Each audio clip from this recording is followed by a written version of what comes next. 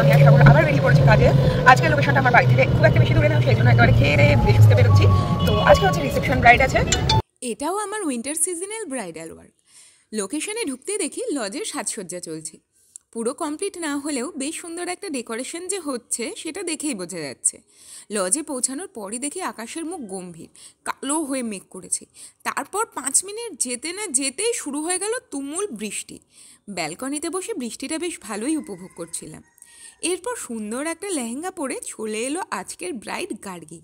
বিয়ের দিনও ওকে আমি সাজিয়েছিলাম, তাই ওর পছন্দ অপছন্দগুলো সম্বন্ধে মোটামুটিভাবে অবগত ছিলাম।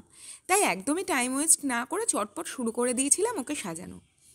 কদিনের ধকলের পর বেচারির খুব টায়ার্ড লাগছিল, তাই যতটা সম্ভব ওকে রিল্যাক্সেশনের মধ্যে রেখে কাজ করছিলাম। মেকআপ কমপ্লিট করে জুয়েলারিগুলোও পরিয়ে নিয়েছিলাম। এরপর হেয়ার স্টাইলের পালা।